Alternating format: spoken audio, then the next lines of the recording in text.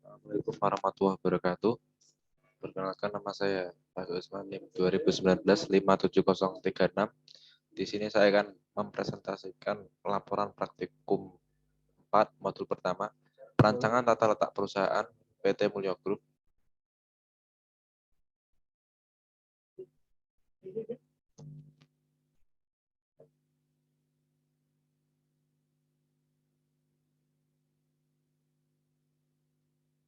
Pada bagian pembahasan untuk rekap jumlah karyawan dalam organisasi bisa dari gambar struktur organisasi di atas. Ini dijelaskan jumlah karyawan pada PT Mulyo Group.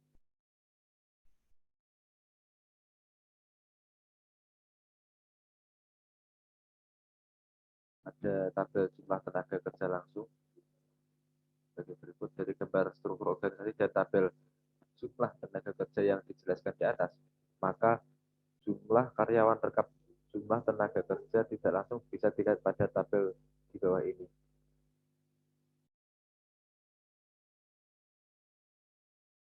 Selanjutnya ada tabel jumlah tenaga kerja tidak langsung,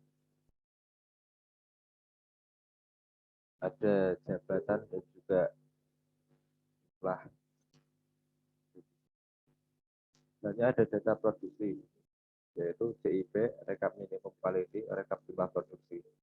Pada jadwal induk produksi, data produksi jadwal induk produksi PT Mulyo Group bulan Maret yang diperoleh dari forecasting sebelumnya bisa dilihat pada tabel data jadwal induk produksi sebagai berikut.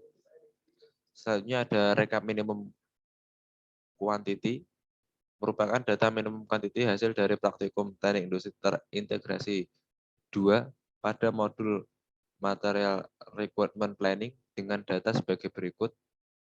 Bisa dilihat ada tabel rekap minimum quantity yang terdiri dari komponen, jumlah komponen, dan juga minimum quantity. Hanya pada rekap jumlah produksi, berdasarkan data permintaan di laporan PTT 2 modul pertama, bisa dilihat tabel rekap jumlah produksi mulai dari bulan Maret sampai Februari.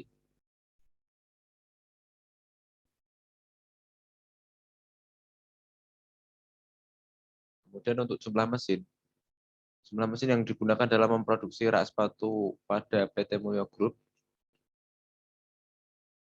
terdiri dari ada beberapa jenis mesin. Yang pertama ada Grinda Magtech MT90, mesin las listrik 900 watt, kompresor Swan SVU 212, blower Makita UB 1101, mesin bor drill Pro 10 RE. Nah, untuk memenuhi target dalam produksi PT Mulyo Group yang sudah ditetapkan, maka perusahaan harus menentukan jumlah mesin yang dibutuhkan dalam proses produksi. Di bawah ini merupakan penentuan jumlah mesin yang dilakukan dengan menggunakan perhitungan rumus. Bisa dilihat ada rumus perhitungan pada Grinda Magtech MT90 untuk menentukan ideal pada mesin. Juga banyak mesin yang dibutuhkan, mesin las listrik. Kemudian ada menentukan ideal pada mesin menggunakan mesin kompresor Swan SVU 212. Selanjutnya ada penentuan ideal pada mesin menggunakan blower Makita UB 1101. Selanjutnya penentuan ideal pada mesin bor drill Pro 10 RE. Bisa dilihat sebagai berikut. Selanjutnya ada tabel data jumlah mesin yang dibutuhkan.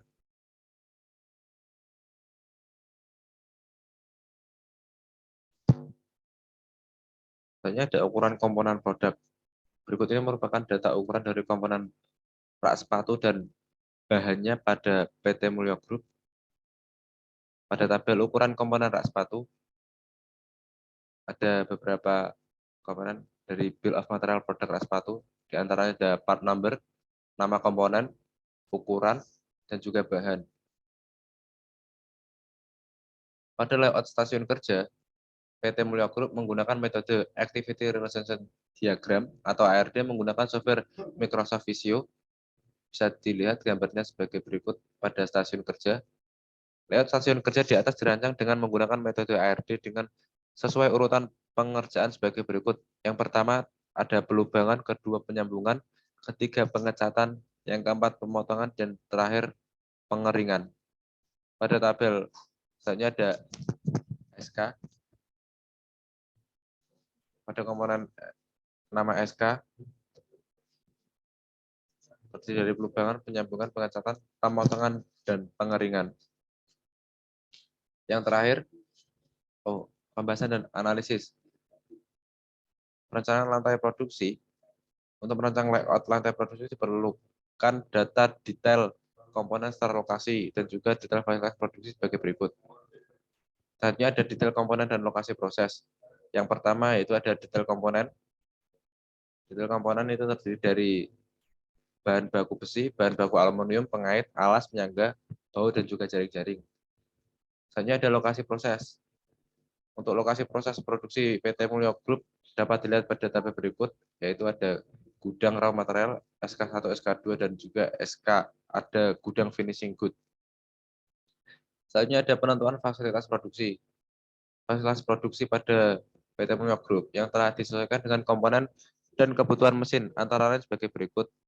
Ada toilet produksi, ruang kantor, area receiving, material handling, gudang raw material, luas area cek bahan dan pengukuran, luas area pemotongan, luas area pengeboran, luas area pengelasan, luas area penghalusan, luas area pengecatan, luas area pengeringan, luas area perakitan, luas area inspeksi, luas area pengemasan, gudang finishing good, dan yang terakhir ada klinik. Selanjutnya ada perencanaan layout perusahaan. Untuk melakukan perencanaan layout perusahaan, perlu dilakukan penentuan luas area tiap departemen dan luas fasilitas gedung serta pembuatan activity relationship dan activity relationship diagram yang nantinya digunakan untuk menentukan layout keseluruhan perusahaan. Selanjutnya ada luas tiap departemen. Pada PT Mulya Group memiliki beberapa departemen serta ruang.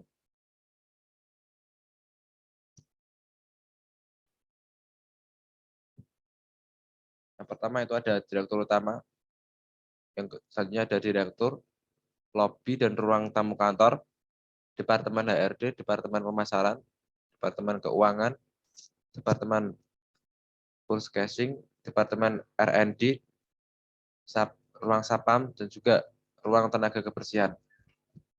Selanjutnya ada penentuan luas fasilitas pendukung dengan fasilitas pendukung untuk meningkatkan kenyamanan pekerja dan keefektifan tempat dan detail ukuran sebagai berikut. Yang pertama, tempat parkir. Tempat parkir PT Mulya Group telah disesuaikan dengan jumlah kendaraan yang dipakai oleh karyawan. Selanjutnya ada ruang rapat yang dapat digunakan untuk rapat kerja dari karyawan dengan kapasitas 15 orang dengan beberapa fasilitas. Selanjutnya ada toilet umum yang disediakan untuk karyawan kantor serta staf di luar produksi, juga berfungsi sebagai toilet umum. Selanjutnya ada pos sapam yang terletak di bagian depan samping gerbang pintu utama PT Mulya Group. Selanjutnya ada ruang tunggu yang terletak di sebelah pos sapam, diperuntukkan sebagai ruang tunggu sebelum masuk ke kantor perusahaan. Selanjutnya ada kantor pusat. Kantor pusat perusahaan berisi 2 ruangan, di antaranya ada ruang direktur dan 6 departemen, seperti departemen produksi, HRD, pemasaran, keuangan, purchasing, dan R&D. Selanjutnya ada luas ruangan loker yang terletak di samping lokasi produksi, digunakan sebagai penyimpanan barang untuk bekerja dengan jumlah 133 orang. Selanjutnya ada ruangan musola sebagai tempat ibadah, mempunyai beberapa fasilitas, yakni tempat wudhu, toilet. Selanjutnya ada ruangan kantin yang merupakan tempat makan dan istirahat untuk seluruh karyawan perusahaan, yang terdiri dari ruangan dapur serta ruangan makan yang berisi meja serta kursi dengan luas area sebesar 7x11.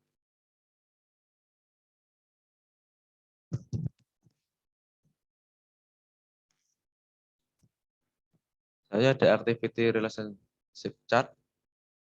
Berdasarkan tata letak fasilitas yang telah ditentukan dapat dihubungkan dengan ARC untuk merancang desain hubungan fasilitas setiap kelompok activity yang saling berkaitan antara lain tata letak fasilitas PT Mulyo Group. Berikut ini kode dan sering digunakan dalam pembuatan aktivitas. Sehingga didapatkan hasil akhir ARC fasilitas pabrik PT Mulyo Group sebagai berikut.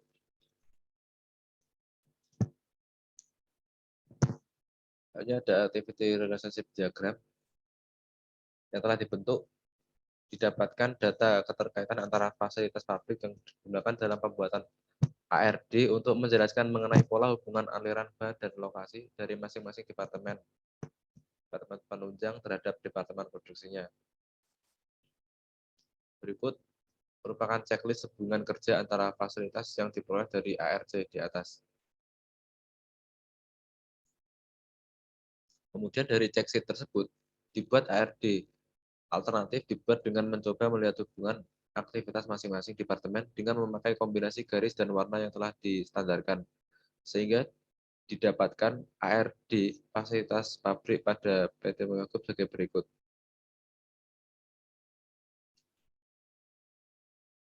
Selanjutnya ada layout keseluruhan perusahaan untuk mendapatkan layout pabrik yang efektif, efisien, sesuai dengan fasilitas yang dibutuhkan. ARD dan AD diperlukan analisis layout menggunakan software Blockpen dengan menginput data-data yang diperlukan.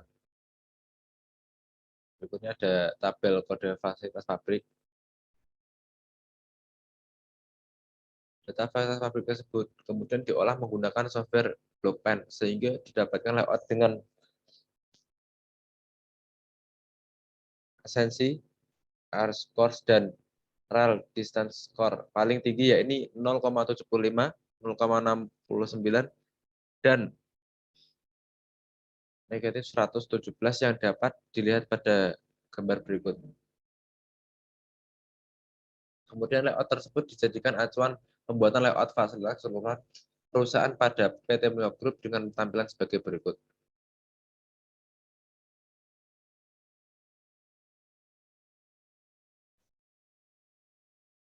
Mungkin hanya itu yang dapat saya sampaikan pada laporan praktikum PTIT keempat modul 1. Selanjutnya saya akan menjelaskan laporan praktikum PTIT 4 modul 2.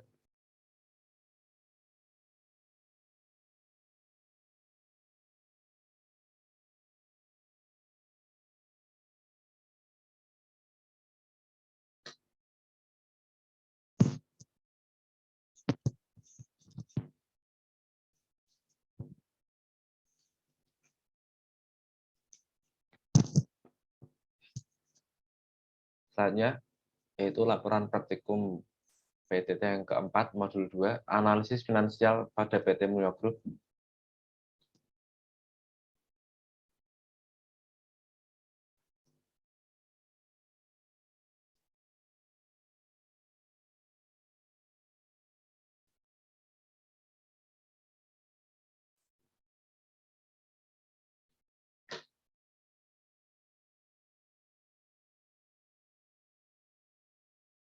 Pada pengumpulan data pada laporan kali ini, yang pertama itu aset awal perusahaan.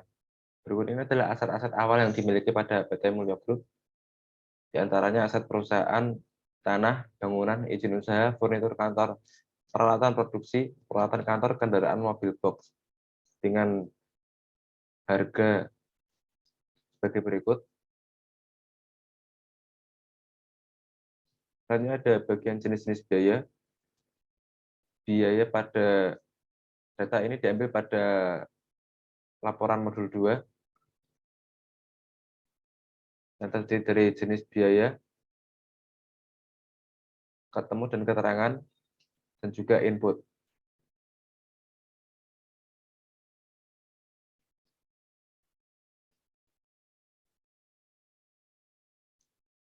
Di antaranya dari jenis-jenis biaya, yaitu biaya investasi, seperti biaya pendidikan perusahaan, biaya furnitur kantor, biaya peralatan produksi, biaya perlengkapan kantor, biaya kendaraan. Misalnya ada biaya material, yaitu dibedakan untuk setiap jenis produk.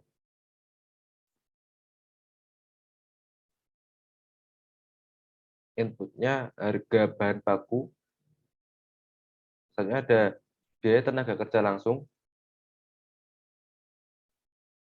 di antaranya seperti biaya operator, biaya tenaga kerja packaging, dan juga biaya tenaga kerja material handling. Untuk biaya transportasi, terdiri dari distribusi produk, selanjutnya ada gaji karyawan, yang terdiri dari gaji pokok manajerial dan gaji pokok karyawan pendukung.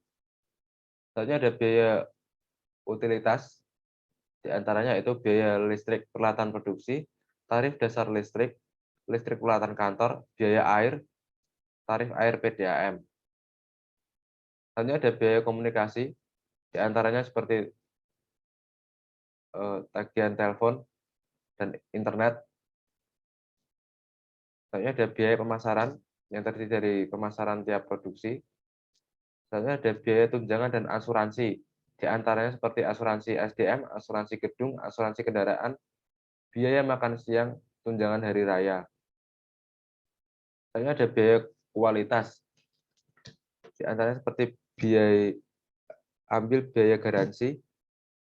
Selanjutnya ada biaya pelatihan, yang terdiri dari pelatihan per departemen.